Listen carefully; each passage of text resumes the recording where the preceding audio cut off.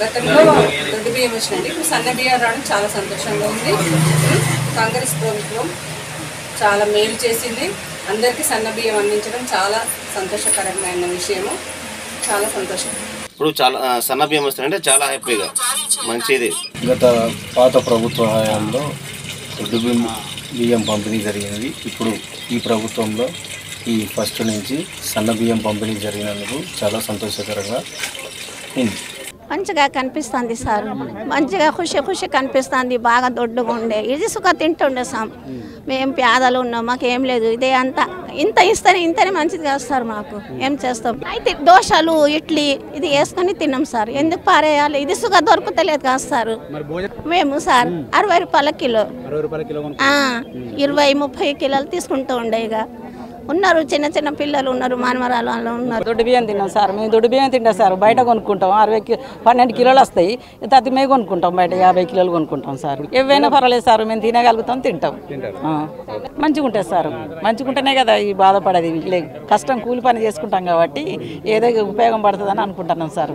పిల్లలకు తినరాకుండా సన్న బియ్యం కొనుక్కొని తింటున్నాం కిలోకి 60 రూపాయలు పెట్టి. ఇప్పుడు దొడ్డు మేము తింటాం సార్. ఇవ్వకుండా సార్ ఏవైనా తినగలుగుతాం సార్. సరే సార్. మేము 4 సార్, 2 పిల్లలు, మేము 24 కిలోలు వస్తాయి. ఇప్పుడు సన్న బియ్యం వేయడం వల్ల ఏంటంటే అవి తినడానికి యూజ్ అవుతాయి. దొడ్డు బియ్యం ఏంటంటే మేము ఒకప్పుడు తినేది, కానీ పిల్లలు ఇప్పుడున్న పిల్లలు బాక్స్లో పెట్టేసరికి అది ఎట్లా అయిపోతుంది. కాబట్టి సన్న బియ్యం అయితే పిల్లల బాక్స్లో కూడా పెడితే చాలా బాగుంటుంది సార్. మాకు ఇది చాలా బెనిఫిటే సార్. మేము బయట అయితే బస్తా 1300 తీసుకుంటాం సార్. మాకు అది ఇక సేఫ్ అయినట్టే.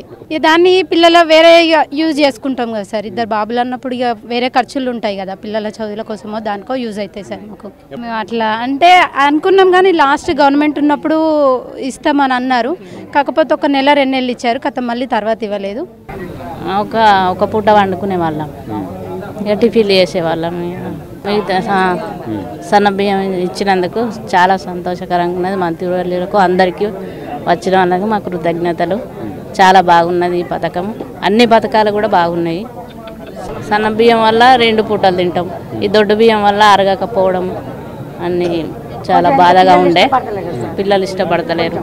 బాక్సులు పెడితే కూడా అయ్యో దొడ్డు బియ్యం అని ఇది అవుతున్నారు పిల్లలు. సన్న బియ్యం ప్రారంభించినందుకు ధన్యవాదములు. అయితే అంటే పిల్లలు ఇష్టపడతలేదు కదా సార్. ఇక మేము తింటాను అది అంటే ఒక పూట, ఇంకా పిల్లలు ఇష్టపడతలేదు సార్. ఎందుకంటే సన్న బియ్యం ఇచ్చినందుకు గవర్నమెంట్కు 1000 కోటి వందనాలు సార్.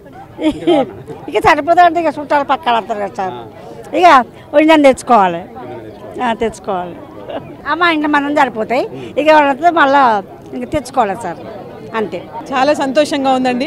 మా ప్రజాపాలనలో రేవంత్ అన్న ప్రభుత్వంలో ఎప్పుడు కూడా కనీ విని ఎరగని రీతిలో దొడ్డు బియ్యం ఇచ్చే స్థానంలో సన్న బియ్యం ఇవ్వడం వల్ల ఈరోజు చూసిన మహిళలందరూ కూడా వాళ్ళ వ్యక్తిగతంగా ఎంత సంతోషంగా ఉన్నారో మనం అందరం కూడా చూస్తున్నాం.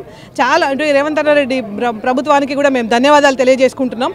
ఒకప్పుడు ఆ దొడ్డు బియ్యాన్ని వాళ్ళు పాపం తీసుకొని మళ్ళీ 10 రూపాయలకు అమ్ముకొని బయట 40 రూపాయలు తెచ్చి తీసుకొచ్చుకునే వాళ్ళు. అట్లా కూడా వాళ్ళు ఇబ్బంది పడేవాళ్ళు, ఆ రకంగా కూడా నష్టపోయేవాళ్ళు. ఇప్పుడు సన్న బియ్యం ఇవ్వడం వల్ల మధ్యతరగతికి ఉన్న మా నాలాంటి సోదరి మనందరూ కూడా వాళ్ళు ఎంత సంతోషంగా ఉన్నారో మనందరం కూడా లైవ్లో చూస్తున్నాం. ఈ ప్రభుత్వానికి మేము ప్రత్యేకమైన మా మహిళా కాంగ్రెస్ తరఫున మేము ధన్యవాదాలు తెలియజేసుకుంటున్నాం.